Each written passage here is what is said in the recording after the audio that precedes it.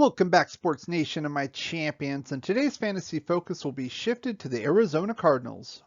So on the offensive side, we're going to start at quarterback with Kyler Murray.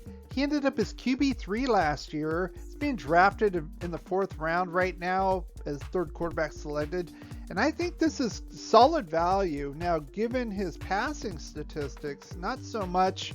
He was a little under 4,000 yards last year, 26 touchdowns, 12 interceptions.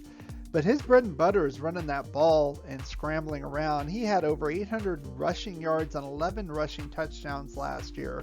So given that, and I don't think it's going to change, when we talk about the running back here, so I think this is good value for him this year in fantasy.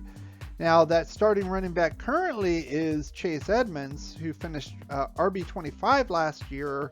He's currently being selected around the early and mid 7th round as the 25th running back taken. And I really have to question this. Now, Kenyon Drake was the starter last year. He had nearly 1,000 yards and 10 touchdowns. Obviously, he was signed in free agency by the Raiders. So out goes Kenyon Drake. In comes James Conner, former starter at Pittsburgh Steelers. He had 700 yards, 6 touchdowns last year. Edwards only started 2 games last year. In those 2 games, he only had like a total of 83 rushing yards. So it really concerns me. Now, I know he's being basically kind of drafted as his floor. I don't see his workload changing here. He had 448 yards rushing, 1 touchdown. He had 400 yards receiving, 4 touchdowns. Okay numbers, fringe RB2 in my opinion. However, if you look at the ADP where he's going, these are the running backs you could select about where he's being taken. Travis Etienne or James Robinson from the Jacksonville Jaguars, Kareem Hunt, and also Mike Davis, who filled in for CMC in Carolina, who's now with the Atlanta Falcons. And frankly, I think I'd rather have any of those guys over Edmonds right now. Let's go to the wide receiver. Obviously, the top wide receiver here is DeAndre Hopkins. Finished the season as wide receiver 4, going in the early 2nd round as the 4th receiver taken. Solid value. This guy is an absolute stud. That's obvious. He ended up with over 1,400 yards and 6 touchdowns last year.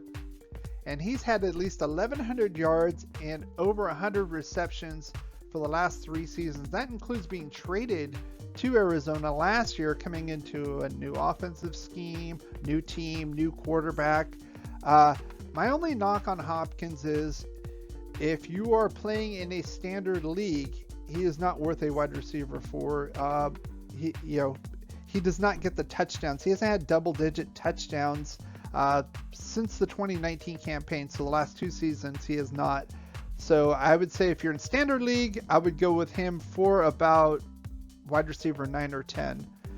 As far as sleepers go, I kind of lump the receivers there. We'll talk about them in a minute, but I first want to talk about James Conner, and I put him as a sleeper because he has been a workhorse before. Now I know he's had injuries off and on in his career. I wouldn't rely on him per se as a starter. He'd be a good backup plug-in player. Again, I don't think Edmonds is going to be your bell cow here. And then the 3 wide receivers I want to talk about, Kirk and Isabella, the 2 guys they drafted, and then they signed AJ Green in free agency. Now, all 3 of these guys are kind of going late as far as ADP and drafts. I would have 1 or 2 strategies here. Now, you can kind of throw a dart here late in the draft as well if you want to pick up one of these guys if you have a warm and fuzzy about them. But I think I would rather kind of stand pat and see how this offense plays out, because there's going to be another receiving threat here. As far as tight end, they have Max Williams. He was drafted by Baltimore, didn't really do much there. He was there last year, didn't do much there either. So I'm kind of discounting him. So they're going to have another receiving threat. So I'm thinking that these 3 guys are going to kind of split the load week to week. One could have a good game, then another could have a good game alongside DeAndre Hopkins. So I would recommend just playing out the season and picking one of these guys up in free agency if they start getting hot. far as the defensive side, the Cardinals finished 11th last year. They're being drafted about the 15th round. It's 18th best defense. Now, I got questions on this. Now, they do have a lot of talent on this side of the ball.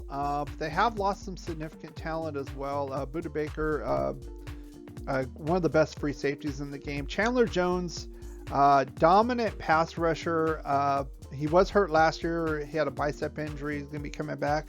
But the 5 seasons previous to that, he had double-digit sack numbers in every single season. And then you got J.J. Watt, a future Hall of Famer, obviously. Kind of on the back end of his career, though. Been off injured, but when healthy, absolute disruptor. Then you got these two guys here. Zaven Collins they picked this year, and Isaiah Simmons they picked last year. Very similar type of players, kind of utility players. Can kind of do everything, and I'm wondering how this is all going to kind of come together between Watt and then these two guys here. So they did lose Hasten Riddick. He went to Carolina. He's taken 12.5 sacks from last year with him. They also lost Patrick Peterson, a guy who's been here for many years, went to Minnesota, but they got Malcolm Butler. I think that's kind of a wash right now. Kind of older guys, but they're both still pretty good. So I think this is a fringe top 12 team. I think there could be good matchups. I think this would be a great defense to stream if they're available out there and they're not drafted for you. But to pick them as a top 12 defense, I'm just not seeing it. If you did enjoy this video, why not give it a thumbs up, like, share, and subscribe. Put your comments in the section below. I read every single comment and I respond to just about every single comment as well. If you want to catch up to our 31 and 31 video series, click on these links right here. Thanks for watching and supporting this channel, and as always, play like a champion.